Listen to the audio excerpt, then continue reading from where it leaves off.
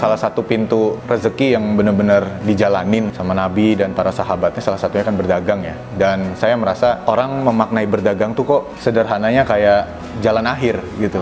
Padahal kalau buat saya, salah satu yang bisa kita coba, kita nggak punya pengalaman, mungkin nggak punya gelar, lulusan SMA kayak saya, yaitu mungkin jalan yang paling make sense untuk mengasah mental, ngasah rezeki juga, ya itu berdagang menurut saya. Karena dengan berdagang itu bukan cuma rezeki doang, tapi kan di situ ada penguatan mental ya. Karena itu kita nggak bergantung sama siapa-siapa kan. Pertama kalau bisnis jasa kan enak ya. Kalau bisnis jasa tuh diiklanin ROAS-nya kelihatannya kecil, tapi secara omset besar. Klien yang di-handle Mas Razan, iklannya around 20 juta, dapatnya sampai 1,2 M. Itu ada, alhamdulillah. Tahun yang berat, saya jarang tidur, ya saya tidur, tapi saya jarang tidur enak gitu mas. Saya kebayang-bayang besok apa lagi ya, besok ditagih siapa lagi ya. Saya takut gitu mas, tunggu besok tuh saya takut. Itu berat banget, karena saya sempat menolak anak saya beli susu. Tapi ya jalannya Allah ya. Tahunnya berat itu pasti dibarengi sama hal yang sifatnya ada sesuatu nih sebagai gantinya gitu. Nah di momen itu saya merasa bahwa Allah kasih hadiah lain dalam bentuk lain gitu.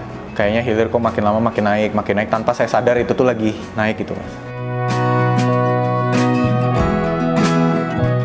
Kenalin, saya Hebi Agus Kurnia, biasa dikenal kalau di Instagram tuh Hebosto. Jabatan saat ini saya founder dan CEO dari Hilir Digital. Saat ini usia saya 29 tahun, saya domisili di Bandung. Hilir Digital itu adalah big scale ads agency, di mana kita fokusnya memang untuk pengelolaan iklan budget besar. Jadi di beberapa kasus kami hanya mengurus beberapa klien itu yang sifatnya punya budget besar untuk beriklan. Biasanya mereka untuk naikin ROAS, naikin omset, sampai lebih kepada aspek yang sifatnya branding tapi ke arah performance gitu. Jadi memang agak lebih spesifik lah gitu. Saya mulai jualan itu di SMP, waktu itu kaset PS. Ya teman-teman banyak yang main PS lah gitu. Cuma waktu di SMP tuh sederhana yang ini gue ada kaset ini, lo beli apa enggak gitu kan, PS2. Terus udah mulai serius itu dimulai di SMA, karena waktu itu ya sekalian ikut ekskulnya juga Rohis ya. Jadinya wah ini salah satu jalan Nabi ini berdagang nih gitu. Jadi habis itu mulai memberanikan diri buat mulai jualannya tuh di Kopsis, mulai jualan kue, mulai jualan baju, mulai jualan powerbank, mulai jualan jersey, mulai jualan makanan. Itu di awal memulai, saya mencoba semua lah. Apa lu gak ada lah, apa lu mau gue ada lah. Memang fase awalnya orang untuk memulai memang harus mencoba semua sih. Itu emang udah sebuah rutinitas yang semua orang harus lewatin itu. Karena dengan itu mereka dapat si esensinya dari usaha itu, ya nggak cuma tentang omset lah. Awal mulanya Hilir itu saya 2014 itu freelance. Saya mulai cari klien itu di luar karena di beberapa kasus orang-orang pada bilang, coba Heb cari kliennya di luar, jangan di Indo. Karena kalau di Indo mungkin belum pada ngerti itu apaan gitu. Sehingga saya pakai beberapa platform lah yang kayak Upwork, freelancer.com, seribulancer.com dan lain-lain, itu mungkin banyak. Tapi saya mulai dari situ, saya mulai cari-cari orang-orang yang mulai cari pekerjaan yang butuh tenaga untuk advertising atau sosial media gitu. Saya apply, ternyata yang dari Filipina itu ternyata ngeyain. Klien pertama saya itu hotel di Filipina. Jadi waktu itu bayarannya lumayan, saya rasa loh, kok bisa ya dapat uang gitu. Waktu itu kurang lebih di angka $500 mas, di momen 2014, dan kaget sih itu. Bisa ya? Gitu. Tapi itu bukan klien retain ya. Dia hanya project-kan, mungkin setelah itu mungkin dia tahu cara ngejalaninnya sendiri gimana, ya udah saya pun nggak masalah kok. Nggak masalah banget, tapi itu momen awalnya di situ. Akhirnya itu membawa saya ke yang lain gitu. Sehingga 2014 itu diawali dengan freelance, dulu namanya itu Alpha Kreatif, tapi di 2000, ini agak sedikit loncat, nanti saya balik lagi, itu di 2020-an itu kena sengketa lah, ada orang yang klaim nama itu. Akhirnya diganti itu jadi Hilir gitu, jadi rebrand lah fasenya. Kembali lagi dari 2014, saya mencoba mendalami semuanya terkait ads, terkait klien dan lain-lain. 2015 saya mulai agak sedikit give up, karena kliennya banyak, saya sendirian. Saya merasa kayak gue nggak mau deh mati dalam keadaan begini, gitu maksudnya ke WC bawa laptop buat ini klien ini apa, setup ini apa, jadi kayak bener-bener nggak ada waktu untuk kuliah mas. Makanya kuliah saya tuh bisa dibilang, teman-teman saya waktu itu kuliah dibilang kayak ekstrakurikuler. Waktu itu teman-teman deket saya selalu bilang, kamu mah kuliah cuma buat ekstrakurikuler Heb, gitu. Itu banyak banget yang ngomong begitu. Setelah dipikir-pikir hari ini bener juga kayaknya gitu. Makanya dari situ saya merasa bahwa saya disibukkan untuk gimana caranya cari uang, karena saya merasa rezeki saya akan lebih besar kalau saya ngambil tanggung jawab lebih besar. Saya merasa begitu. Jadi kalau tanggung jawab saya besar, pasti rezeki yang dititipin lebih besar lagi, terutama dalam bentuk uang ya. Nah, di momen itu saya tahu konsep itu dari guru saya, Mas Ipo. Saya berpikir bahwa kayaknya kuncinya adalah saya harus ngambil tanggung jawab lebih besar nih. Jadi akhirnya saya ambil keputusan bold, saya masuk ke ketua prodi saya waktu itu, saya bilang saya mau mengundurkan diri. Oh ya, responnya selalu mirip. Apa nggak sayang, Heb? Saya bilang enggak. Saya harus udah mulai pakai diri saya banget untuk terkait ini, dan ada keluarga yang harus saya nafkahi lah. Jadi waktu pas 2017 itu ada ibu, ada adik saya, karena ibu dan bapak saya udah bercerai, nah saya lebih berusaha untuk gimana caranya ke ibu lah. Jadi pas mengajukan resign berat, tapi saya rasa itu harus, dan kayaknya jalan itu sendirian, dan bener jalan itu sendirian. Akhirnya saya memutuskan untuk ngerekrut orang tapi teman kampus. Jadi ya bayarnya sebisanya lah gitu. Nah dari situ di 2017 sama 2018 saya mulai serius untuk gimana ya caranya untuk membangun tim. Saya udah mulai arahnya ke sana. Sehingga hilir yang di saat itu masih bentukan freelance saya mulai iseng-iseng buat bikin, oh ini yang saya nggak suka. Jadi CS saya nggak suka, ngejalanin iklan saya suka, tapi masalahnya jangan saya gitu. Wah itu banyak banget. Akhirnya list-list itu bener-bener baru di highlight banget itu di 2020. Akhirnya terbentuklah tim remote pertama hilir. Dari teman-teman di Garut, dari teman-teman di Jakarta, Depok, Surabaya, banyak banget. Tapi saat makin besar saya kok berpikir, wah ini kayaknya harus sentralisasi nih. Ini kayaknya harus terpusat. Nah, di luar hilir ini, memang waktu saya zaman-zaman main freelance, waktu zaman-zaman saya masih sendiri, belum married, kemudian main digital ads tapi hit and run gitu, duitnya alhamdulillah banyak, Mas. Alhamdulillah. Jadi saya investin ke bisnis-bisnis lah. Singkat cerita, qadarullah 2020, kita tahu semua itu wabah gitu ya. Bisnis saya rata. Yang bener-bener karena wabah itu saya mulai berpikir kayak, apa ini sentilan ya, karena saya terlalu sombong gitu. Jadi 2020 itu saya dan istri saya, 2020 itu kami masih di Bekasi. Saat itu berat, saya merasa kayak ini bakal ditolong gak sih gitu. Akhirnya saya memutuskan untuk semua bisnis saya yang di Bekasi, termasuk yang hilir itu, saya rasa saya harus pause dulu. Saya rasa saya harus mulai ke area yang main aman dulu, karena semua bisnis dengan tunggakan-tunggakannya saya harus PHK banyak orang. Jadi di luar ini saya ada beberapa bisnis yang dari mulai bimbel, offline, advertising, kemudian ada juga toko-toko online yang saya buat, saya ternakin banyak. Itu semua tutup karena memang sesederhana saya nggak bisa bayar gaji. Tapi alhamdulillahnya saya selalu tunaikan pesangonnya. Jadi saya harus bayar karyawan segala macam tuh waktu pas COVID tuh kurang lebih harus minimal banget per bulan tuh 160, 170 tuh untuk bayar karyawan aja tuh kita harus keluar, Mas. Di luar itu belum sama subscription, belum sama kantor dan lain-lain. Jadi habis banget, Mas. Saya di situ sampai akhirnya kami jual aset-aset kami di Bekasi, termasuk gedung. Akhirnya kami pindah ke Bandung. Pindah ke Bandung di tempat saya kenal istri saya, di tempat saya kenal bisnis lebih dalam gitu di Bandung. Akhirnya saya minta izin ke mertua untuk saya tinggal lagi sama mertua gitu. Karena saat itu emang saya nggak ada uang lah gitu. Susah lah, uangnya tuh nggak ngerti jalan Allah itu apa gitu. Saya nggak ngerti, di momen itu saya nggak paham. Saya kehilangan adik saya karena infeksi, karena wabah. Saya kehilangan adik saya kehilangan uas saya yang ngebantu saya hidup di Jakarta. Itu tough moment lah, bener-bener momen yang kayaknya saya nggak mau ulangin lagi, dan ngeri banget ngulangin itu. Tapi singkat cerita, entah bagaimana caranya, klien di hilir tuh tetap ada gitu loh, Mas. Di antara bisnis-bisnis saya yang lain, kok dia tetap menghidupi gitu. Alhamdulillah dikit-dikit, alhamdulillah dikit-dikit. Saya mulai berpikir untuk saya harus rekrut orang, karena saya nggak bisa begini terus. Nah, di momen itulah agak moment of the truth. Saya mulai berpikir buat kayaknya saya harus pakai uang pendidikan anak saya deh yang saya tabung. Jadi waktu itu iya betul kami kesulitan, tapi kayaknya di hilir ini Allah titipin banyak hal gitu. Nah makanya dari situ ya bismillah lah, saya pakai dulu uang pendidikan anak saya gitu. Terus akhirnya saya coba besarin hilir. Alhamdulillah dari 2014 itu berjalan pelan-pelan, walaupun ya tanda kutip ngesot-ngesot lah ya. Tapi saya bersyukur istri saya itu membersamai saya gitu. Saya ada di momen yang kayaknya saya berterima kasih banget sama istri saya. Karena nggak mungkin ke titik inilah hilir kalau misalkan nggak karena keputusan itu. Gitu, singkat cerita COVID lewat, wabah lewat, alhamdulillah sehat, alhamdulillah bisnisnya tumbuh. Karena di momen itu mungkin itu jalan Allah ya, Mas. Mungkin semuanya bisa rata karena bisnisnya sangat-sangat konvensional. Hilir waktu itu benar-benar membersamai beberapa UKM-UKM yang dia memang butuh omset gitu. Dan iklan itu salah satu yang senjata mereka lah. Entah kenapa mereka pada datang, mereka kenal saya di Instagram, minta tolong, alhamdulillah, bro. Dari situ saya bisa bilang momentum hilir itu di 2020. Momentum banget. Dan sampai akhirnya alhamdulillah hari ini sentralisasi di Bandung, kita akan bikin kantor representatif di Singapura, dan arah kita sampai 2029 itu di Southeast. Nanti lama-kelamaan di 2040 American Dream ya para founder, saya Razan Ridho, kami berharap 2040 bisa IPO Mas. Saya merasa bahwa titik jayanya saya dulu seiring dengan titik sombongnya saya sih Mas. Saya merasa betul, saya sombong banget.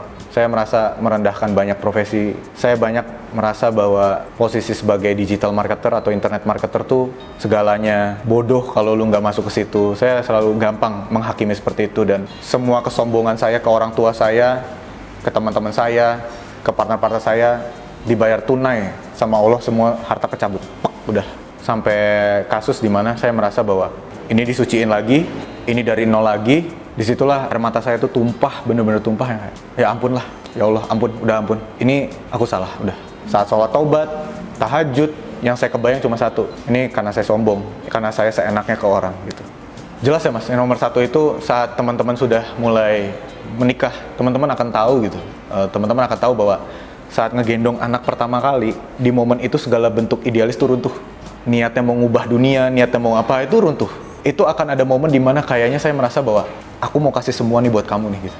Saya nggak masalah hidup biasa-biasa aja, saya nggak masalah hidup pas-pasan aja. Tapi saya ingat banget pesan guru saya, laki-laki sejati itu nggak akan mau memberikan kehidupan yang susah buat keluarganya. Jadi buat mereka yang terbaik, saya seadanya it's okay, nggak apa-apa. Nah itu yang bikin saya bertahan, tanggung jawab saya makin besar. Di titik itu saya ngerasa kayak, kok ada aja pertolongan Allah gitu.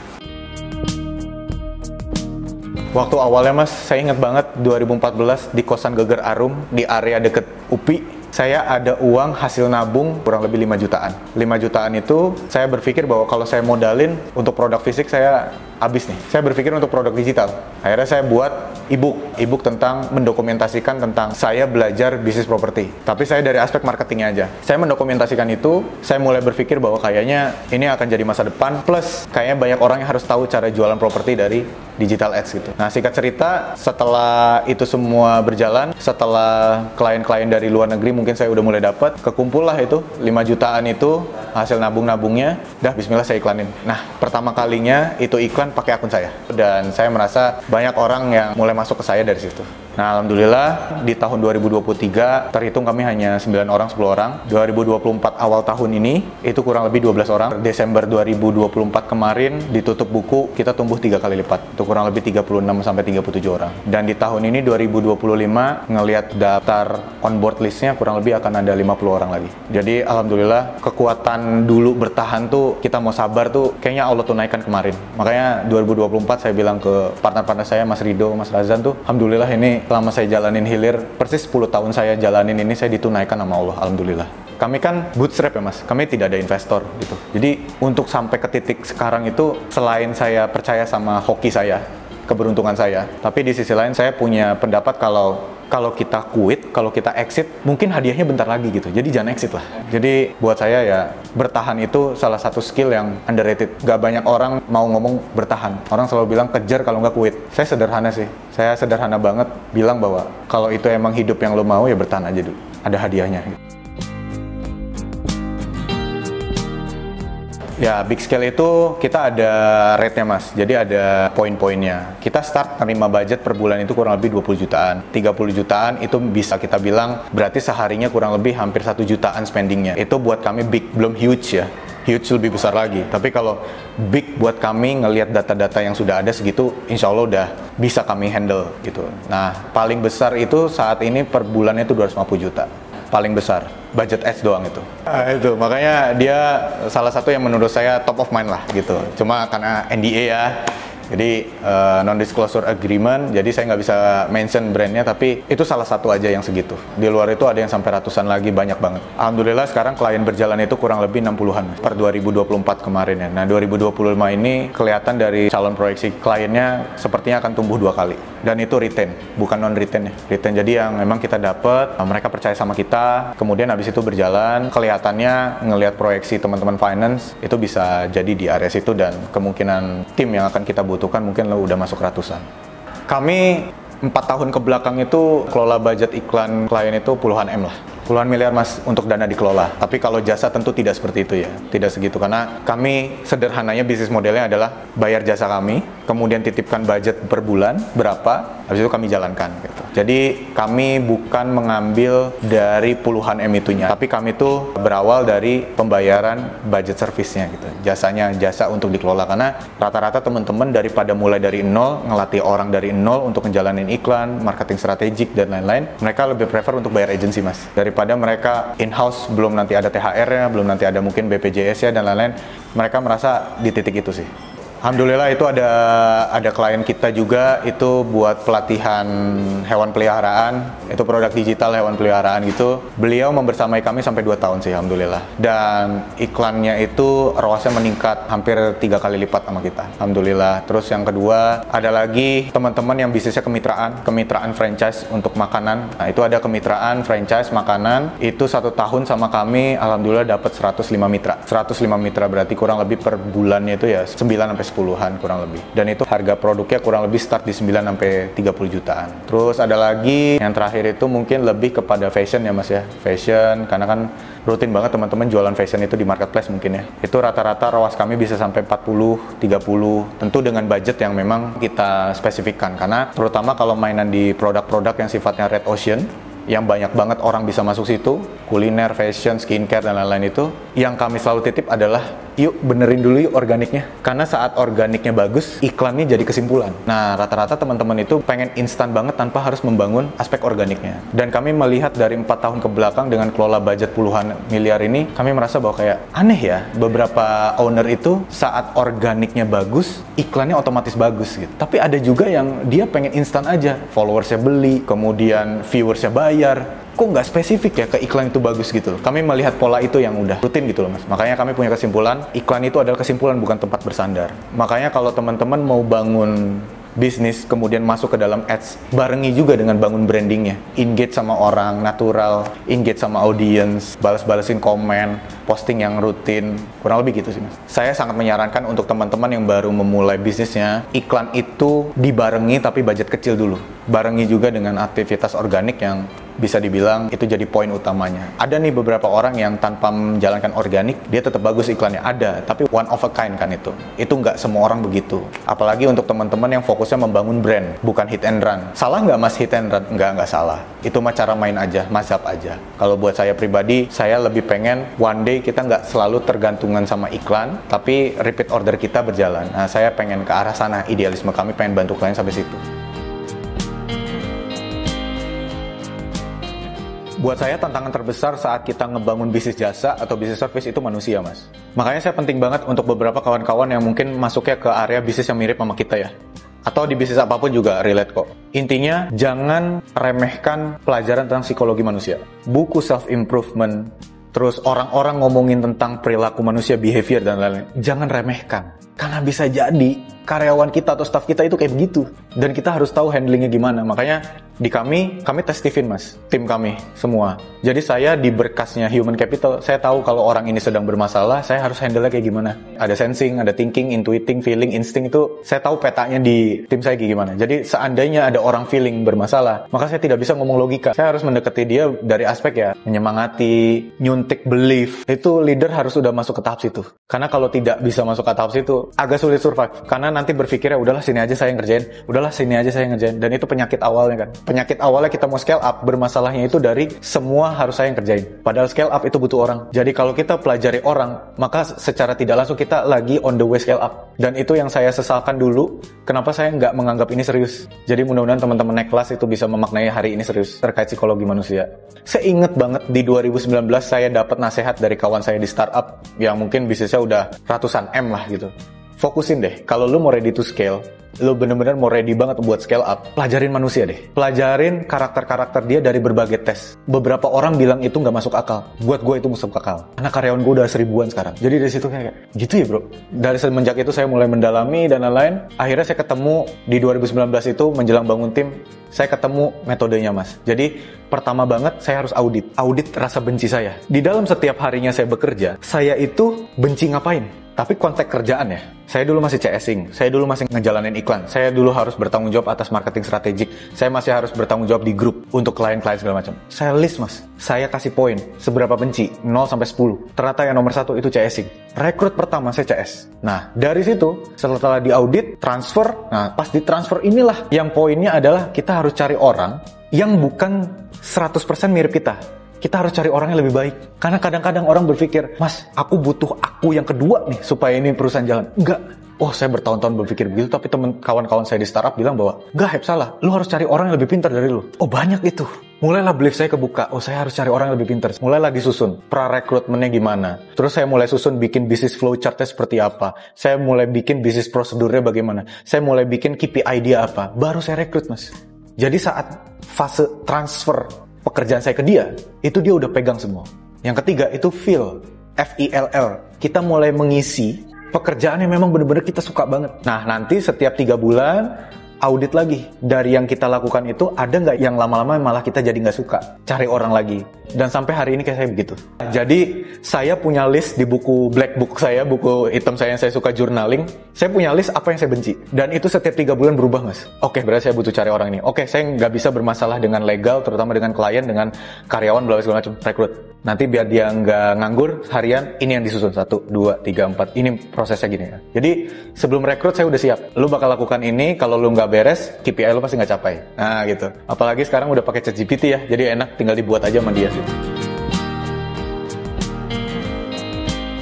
Saya bisa bilang ini percaya atau tidak ya mas. Cuma saya yakin beberapa orang kurang percaya dan mungkin nggak akan ngerti apa yang saya maksud hari ini. Tapi nanti pas udah menjalani mungkin akan paham. Saya benci bilang kalau saya beruntung. Saya sebenarnya nggak suka, tapi saya harus akui bahwa saya orang yang beruntung. Dan beruntung saya itu awalnya dari sharing happiness. Saya itu percaya banget sedekah tuh ngebawa aspek hoki mas. Walaupun itu tidak pernah saya niatkan untuk mendatangkan rezeki buat saya. Saya nggak pernah niatin saya sedekah segini biar dapat rezeki lebih baik. Nggak. Saya cuma bantu orang aja. Saya bantu orang. Jujur waktu awal-awal Hilir ada tuh ada beberapa teman-teman yang kenal saya dan lain-lain. Ya puluhan lah di tahun tersebut ya, di tahun 2020-2021 kena aspek pandemik juga.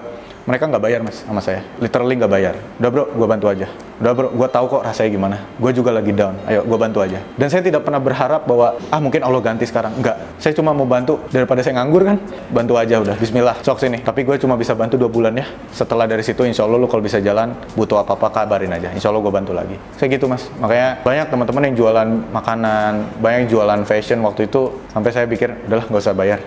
Udah saya bantu aja gitu, bantu aja. Di saat yang sama Allah bantu saya. Jadi resepnya kalau dari versi saya adalah kalau kita bantu orang, Allah bantu kita. Dan terkadang kalau kita berpikirnya transaksional, pertolongan itu jauh. Kalau saya berpikir, makanya kalau ada orang yang memang benar-benar ada nih, mungkin ini nggak disukain sama teman-teman sales di sini. Cuma saya suka bilang, berapa budget iklannya? Kecil mas, segini-segini, kayaknya mau kita tolak. Emang kenapa dianya? Ya katanya dia lagi kelilit utang segala macam. Udah terima aja. Bayarnya semampunya aja udah. Kadang gitu mas, jadi kadang saya merasa bahwa ada maksud orang datang ke kita tuh. Mungkin pertolongan Allah ada di situ.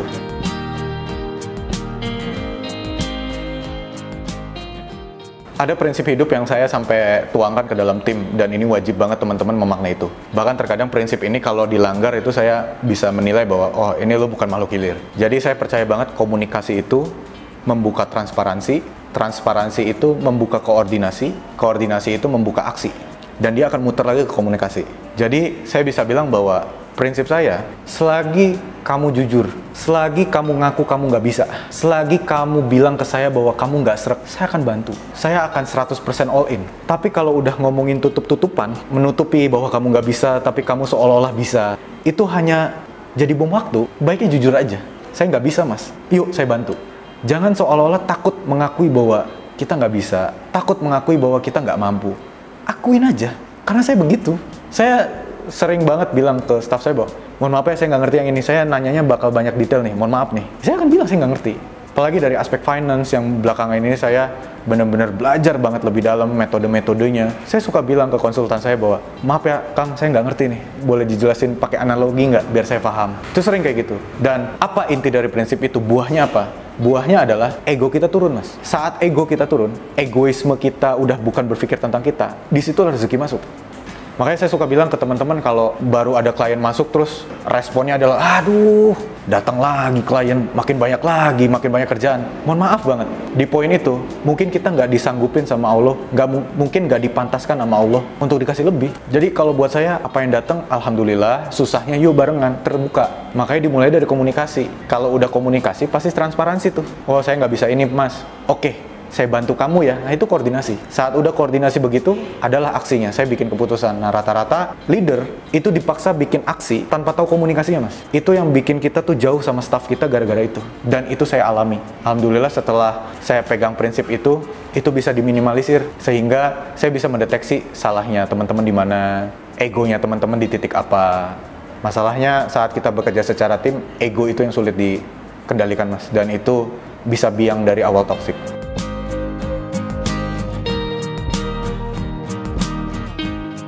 Potensinya dunia digital bertahun-tahun ke depan yang saya bisa pastikan adalah ini bukan tren. Ini akan jadi way of living-nya orang-orang. Ini akan jadi benar-benar cara mereka hidup. Tapi spesifik ke area advertising akan makin pinter mas sekarang. Tapi ada satu hal yang tidak bisa dilakukan oleh platform advertising, yaitu bikin konten iklan.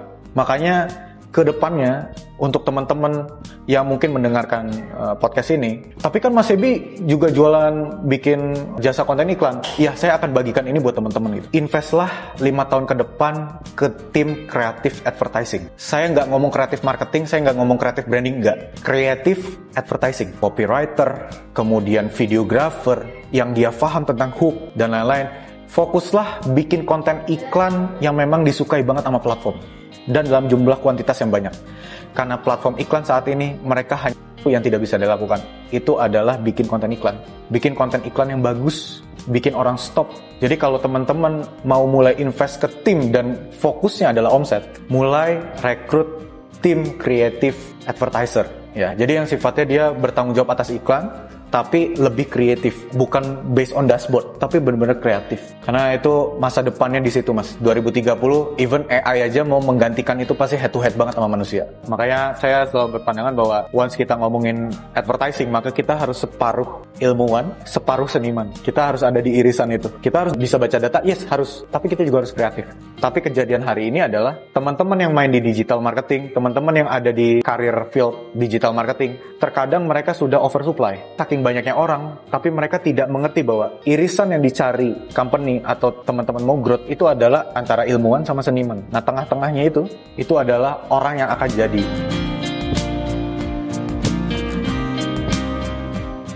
Best advice saya untuk teman-teman naik kelas, beraniin untuk ambil tanggung jawab lebih besar. Karena buat saya, momentum hidup saya tuh benar-benar terjadi saat saya berusaha untuk mengambil tanggung jawab lebih besar. Tanggung jawab lebih besar lahir dari pemikiran yang besar. Saya tidak pernah menyangka bahwa awalnya saya freelance bisa akan bikin representatif di Singapura, kami mengarah ke Southeast, habis dari Southeast kami melanjutkan perjalanan kami lagi ke Asia Timur dan Middle East, kemudian kami lanjut lagi ke Europe, sampai kami lanjut lagi ke Amerika. Kami terkadang percaya nggak percaya gitu loh mas. Tapi itu yang saya pahamin bahwa semakin kami pengen membesar, maka harus dibarengi juga dengan tanggung jawab yang besar. Sehingga tanggung jawab yang besar itu memaksa kita untuk terus tumbuh gitu. Nah, itu yang menurut saya ambil tanggung jawab besar itu advice 1. Advice 2, jangan berharap didukung everyone untuk jadi someone, nanti malah jadi no one. Kalau kita berharap didukung sama semua orang, berharap orang tuh suka, cinta sama kita, sulit dipenuhinya. Terkadang malah bukan hidup kita yang terjadi, malah kita berusaha untuk menghidupi orang lain. Jadi kalau buat saya, lepasin belenggu takut itu, lakuin apa yang kita suka, legal, halal, hajar aja. Niatnya untuk menafkahi keluarga atau diri sendiri, karena di titik itu buat saya Allah pasti bantu. Ketiga, yang paling terakhir, yang benar-benar ini pengubah banget dari semuanya adalah niat itu paling kecil, niat itu nggak kelihatan, tapi di hasil akhir dia jadi pembeda. Jadi saat kita merasa bahwa niat kita hanya sebatas ingin menolong, rawat niat itu. Karena nanti ada hadiahnya gitu dari Allah. Dan saya salah satu saksi hidup lah yang Allah kasih keberlimpahan karena saya nggak mau transaksional terkait itu. Saya niat kalau emang mau bantu, saya akan bantu insya Allah gitu. Jadi 3 hal itu teman-teman naik kelas, benar-benar akan naik kelas. Saya berharap teman-teman bisa naik kelas itu memperbesar rasa tanggung jawab teman-teman. Dan saya berharap ke teman-teman semua semangat buat teman-teman yang baru ngerintis. Semua di awal merintis, semuanya sulit, semuanya serba terbatas, semuanya serba nggak ideal. Tapi percaya saya, niat itu akan jadi pembeda di hasil akhir. Jadi pelihara aja niatnya. Selama itu baik, legal, halal, hajar aja. Insya Allah nanti ketemu hadiahnya. Saya Abi Agus Kurnia, saya founder dan CEO dari Hilir Digital. Ini naik kelas versi saya. Dan temukan naik kelas versi kamu.